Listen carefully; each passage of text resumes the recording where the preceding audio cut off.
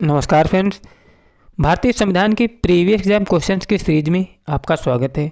दोस्तों, मैं इस सीरीज में भारतीय संविधान के जो क्वेश्चंस आज तक किसी भी गवर्नमेंट एग्जाम में पूछे गए हैं उन क्वेश्चंस की सीरीज में चला रहा हूं। इसी क्रम में ये मेरा पार्ट 17 है। इसके पहले मैंने पार्ट 16 अपलोड कर दिए थे। अगर आपने नहीं देखे तो उनको भी जाके देख सकते हो। तो देरी ना करते हुए शुरू करते हैं। पहला क्वेश्चन दिया है कि भारतीय संविधान की 8वीं अनुसूची में भाषाओं की संख्या है। कितनी संख्या दोस्तों? 22 है। संविधान की 8वीं अनुसूची में देखते हैं कौन कौन सी भाषाएं हैं दोस्तों। भारतीय संविधान की 8वीं अनुसूची में भाषाओं की संख्या कितनी है दोस्तों? 22 है। इन भाषाओं में दोस्तों क्या है? पहली असमिया, बांग्ला, बोडो, संथाली, डोगरी, गुजराती, हिंदी, कन्नड़ है, कोंकणी है, कश्मीरी, मैथिली, मलयालम, मणिपुरी, मराठी, नेपाली, उड़िया, पंजाबी, संस्कृत, सिंधी, तमिल, तेलुगु और उर्दू भाषाएं शामिल हैं इन भाषाओं में।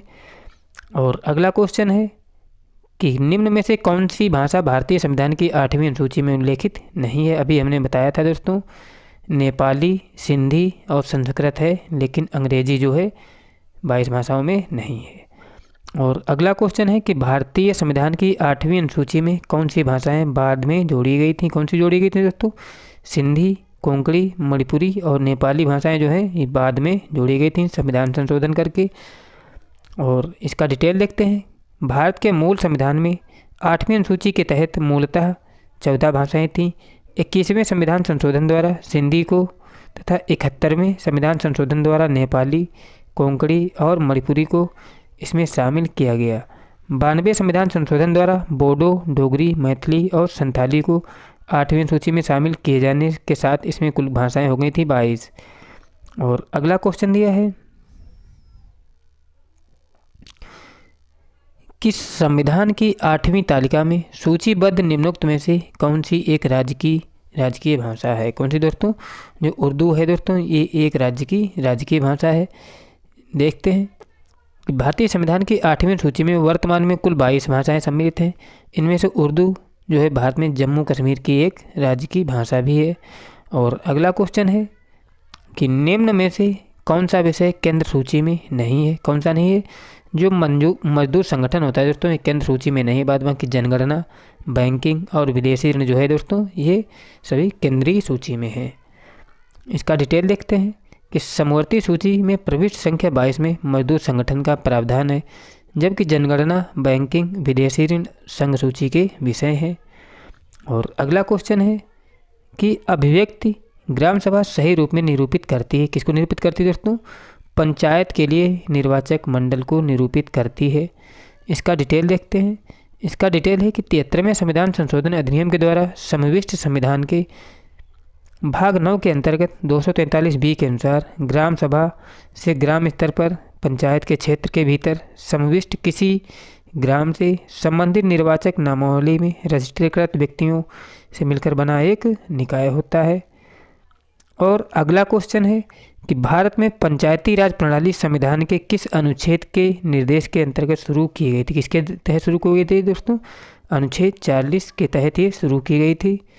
और इसका डिटेल देखते हैं कि भारत में पंचायती राज प्रणाली संविधान के नीति निर्देशक तत्वों के तहत दिए गए अनुच्छेद 40 के निर्देशों के अधीन प्रारंभ की गई है। नीति निर्देशक तत्वों के इस अनुच्छेद में ग्राम पंचायतों का गठन करने और उन्हें स्वायत्त शासन की शक्ति प्रदान करने हेतु एक कदम उठाने का प्रावधान है। अगला क्वेश्चन है कि भारतीय संविधान का कौन सा अनुच्छेद राज्य सरकारों को ग्राम पंचायतों के गठन का निर्देश देता है? कौन सा दोस्तों? जो अनुच्छेद 40 है दोस्तों, ये क्या है? राज्य सरकार को ग्राम पंचायत के गठन का प्रावधान करता है।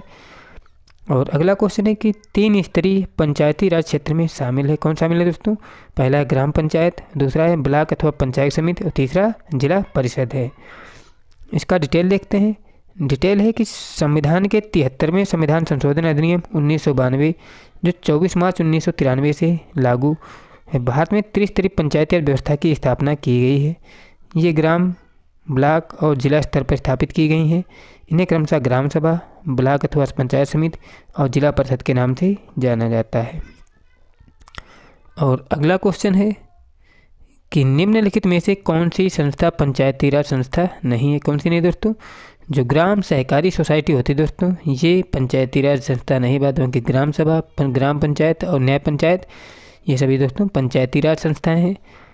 और अगला क्वेश्चन है कि भारत में त्रिस्तरीय पंचायती राज प्रणाली का प्रस्ताव किसने बनाया था? किसने बनाया था दोस्तों? ये बनाया था बलवंत राय मेहता समिति ने। और अगले क्वेश्चन से पहले इसका डिटेल भी देखना है। क्या है डिटेल दोस्तों? इसका डिटेल है कि भारत में त्रिस्तरीय पंचायत प्रणाली का प्रस्ताव बलवंत राय मेहता समिति द्वारा किया गया था। इस समिति का गठन वर्ष 1957 में बलवंत राय मेहता की अध्यक्षता में किया गया था।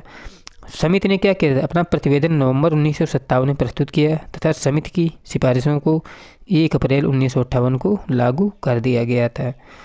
और अगला क्वेश्चन है कि निम्न में से कौन पंचायत राज से संबंधित है? कौन दोस्तों? जो बलवंत राय मेहता समिति है दोस्तों, क्या है? पंचायती मतलब किससे संबंधित है दोस्तों? पंचायती राज से संबंधित है। कौन? बलवंत राय मेहता।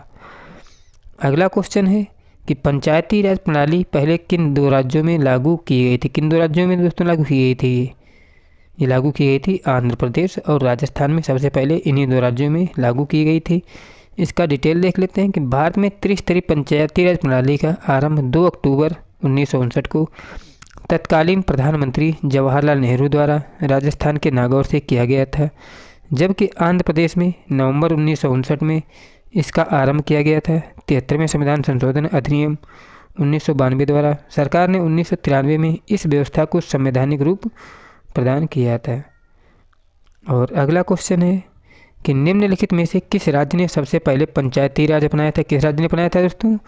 ये अपनाया था राजस्थान ने पंचायती राज। और अगला क्वेश्चन है कि राजस्थान पहला राज्य है जिसने क्या किया था दोस्तों? स्थानीय सुशासन प्रारंभ किया था। ये पहला राज्य है। अगला क्वेश्चन है कि लोकतांत्रिक विकेंद्रीकरण का आशय होता है। क्या होता है दोस्तों? स्थानीय सरकार जो होता है लोकतंत्रीय विकेंद्रीकरण का आशय होता है। अगला क्वेश्चन से पहले इसका डिटेल है कि लोकतांत्रिक विकेंद्रीकरण का आशय स्थानीय मामलों में जनता की सक्रिय भागीदारी होना है। हमारे देश में लोकतांत्रिक विकेंद्रीकरण को पंचायती राज के नाम से जाना जाता है। और अगला क्वेश्चन है कि एक संशोधन द्वारा समावेशित भारतीय संविधान का अनुच्छेद 243 निम्न में से किस विषय से संबंधित है? किस विषय से संबंधित है दोस्तों? ये संबंधित है पंचायती राज व्यवस्था से, अनुच्छेद 243। इसका डिटेल देखते हैं कि 73वें संविधान संशोधन द्वारा स्थापित भाग 9 के तहत संविधान के अनुच्छेद 243 में पंचायतों के संबंध में विवरण दिया गया है। इस अनुच्छेद में पंचायती राज व्यवस्था के विभिन्न स्तर और क्रियाकलाप से संबंधित विषयों का उल्लेख किया गया है। और अगला क्वेश्चन है कि निम्नलिखित में से कौन सा कार्य ग्राम पंचायत का प्रशासनिक कार्य नहीं है? कौन सा नहीं है दोस्तों? सफाई तथा अपवाहन तंत्र व्यवस्थित करना ये तो होता है। कब्र गृह तथा शमशान गृह उपलब्ध करना ये भी है, लेकिन कॉलेज तथा शिक्षा उपलब्ध करना ये नहीं होता है मतलब। और चौथा विकल्प भी सही है, सड़कों तालाबों और कुओं का अनुरक्षण करना ये भी विकल्प सही है। और अगला क्वेश्चन देख लेते हैं। अगले क्वेश्चन से पहले इसका डिटेल भी देखते हैं कि कॉलेज शिक्षा उपलब्ध कराना ग्राम पंचायतों का प्रशासनिक कार्य नहीं है। अनुच्छेद 243 जी के तहत 11वीं सूची में दिए गए 29 विषयों के अनुसार सफाई तथा अपवाहन तंत्र, कब्र गृह, शमशान, सामुदायिक स्थितियों के अंतर्गत उपलब्ध कराना तथा सड़कों तालाबों और कुओं का अनुरक्षण करना ग्राम पंचायतों की प्रशासनिक गतिविधियों में शामिल है। और अगला क्वेश्चन है कि भारत के संविधान का 73वां संशोधन अधिनियम 1992 के पारित किए जाने का कारण था। क्या था दोस्तों? ये कारण था दोस्तों पंचायत राज को बल देना, यही इसका कारण था। इसका डिटेल भी देख लेते हैं। भारतीय संविधान के 73वें संशोधन अधिनियम 1992 के तहत पंचायती राज संस्थाओं को संवैधानिक आधार प्रदान किया गया है। और अगला क्वेश्चन है कि भारत में आधारिक लोकतंत्र निम्न में से कौन सुनिश्चित करता है? कौन सुनिश्चित करता है? जो पंचायती राज होता है दोस्तों, ये आधारिक लोकतंत्र सुनिश्चित करता है। इसका डिटेल देखते हैं। इसका डिटेल है कि भारत में पंचायती राज आधारिक लोकतंत्र को सुनिश्चित करता है। आधारिक लोकतंत्र का आशय निचले स्तर पर लोगों की भागीदारी से है। और अगला क्वेश्चन है कि निम्नलिखित में से संविधान का वह कौन सा संशोधन है जिसके अनुसार महिलाओं के लिए नगर पालिकाओं एवं ग्राम पंचायतों में 1/3 सीटों के लिए आरक्षण की व्यवस्था की गई है? किसके तहत की गई दोस्तों? ये की गई 73वें एवं 74वें संविधान संशोधन के तहत। दोस्तों ये होता है नगर, मतलब ग्राम पंचायत के लिए होता है, नगर निगम के लिए, याद रख सकते हैं। और इसका डिटेल भी देखते हैं कि भारतीय संविधान के 73वें एवं 74वें संशोधन के तहत क्रमशः ग्राम पंचायतों और नगर पालिकाओं संबंधी प्रावधान किए गए हैं, जिन्हें महिलाओं के लिए 1/3 सीटों के आरक्षण की व्यवस्था की गई है। और अगला क्वेश्चन है कि अल्पसंख्यकों के लिए राष्ट्रीय आयोग किस वर्ष में बनाया गया था? किस वर्ष बनाया गया था? ये 1992 में बनाया गया था, अल्पसंख्यकों के लिए राष्ट्रीय आयोग। अगला क्वेश्चन क्या है दोस्तों, इसका डिटेल भी देख लें कि अल्पसंख्यकों के लिए राष्ट्रीय आयोग को वर्ष 1992 में एक अधिनियम द्वारा संवैधानिक दर्जा प्रदान किया गया। इस आयोग में एक अध्यक्ष तथा 6 अन्य सदस्यों की नियुक्ति का प्रावधान है। इस आयोग का मुख्य कार्य संघ तथा राज्य सरकारों के अधीन अल्पसंख्यकों के विकास की प्रगति का मूल्यांकन करना होता है। अगला क्वेश्चन है कि महिलाओं के सशक्तिकरण के लिए राष्ट्रीय नीति किस वर्ष अपनाई गई थी? महिलाओं के सशक्तिकरण के लिए राष्ट्रीय नीति किस वर्ष आई थी दोस्तों? ये आई थी सन 2001 में। और अगला क्वेश्चन है कि निम्नलिखित में से कौन सा एक कार्यपालिका का अंग है? चयन करें। कौन सा है दोस्तों? जो उप निरीक्षक होता है दोस्तों, ये एक कार्यपालिका का क्या होता है? अंग होता है। इसका डिटेल भी देखते हैं। डिटेल एक विधान परिषद का सदस्य, राज्यसभा का सदस्य, विधायिका के सर्वोच्च न्यायालय का मुख्य न्यायाधीश, न्यायपालिकाओं के सदस्य हैं। अन्य दिए गए विकल्पों में से जो उप निरीक्षक पुलिस ही कार्यपालिका का अंग होता है, देख सकते हो। और अगला क्वेश्चन है कि संयुक्त राष्ट्र संघ में 5 महाशक्तियाँ निषेधाधिकार का प्रयोग कर सकती हैं। किस में कर सकती हैं दोस्तों? ये कर सकती हैं सुरक्षा परिषद में, याद रख सकते हो। और अगला क्वेश्चन है, अगले क्वेश्चन से पहले इसका डिटेल भी देख सकते हैं, तो देख लें कौन कौन से दोस्तों। संयुक्त राष्ट्र संघ में 5 महाशक्तियाँ हैं, रूस, चीन, फ्रांस, ब्रिटेन और अमेरिका सुरक्षा परिषद में निषेधाधिकार का प्रयोग करती हैं। ये 5 राष्ट्र परिषद के स्थायी सदस्य हैं। अंतर्राष्ट्रीय शांति और सुरक्षा बनाए रखने की जिम्मेदारी वहन करने के कारण संयुक्त राष्ट्र संघ के इस अभिकरण को दुनिया का पुलिसमैन भी कहा जाता है। किसको? संयुक्त राष्ट्र संघ को। और अगला क्वेश्चन है कि यूएन सुरक्षा परिषद के 5 स्थायी सदस्य कौन है? कौन अभी बताया था दोस्तों हमने? चीन है, चीन, रूस, फ्रांस, यूनाइटेड किंगडम और यूएसए हैं दोस्तों, ये 5 स्थायी सदस्य हैं। और अगला क्वेश्चन है कि निम्नलिखित में से कौन सा देश संयुक्त राष्ट्र संघ सुरक्षा परिषद के स्थायी सदस्य है? कौन सा है दोस्तों? जो चीन का लोक गणतंत्र है दोस्तों, ये क्या है? संयुक्त राष्ट्र संघ का स्थायी सदस्य है। और अगला क्वेश्चन है कि निम्नलिखित में से कौन सा देश संयुक्त राष्ट्र सुरक्षा परिषद का स्थायी सदस्य नहीं है? कौन सा नहीं है दोस्तों?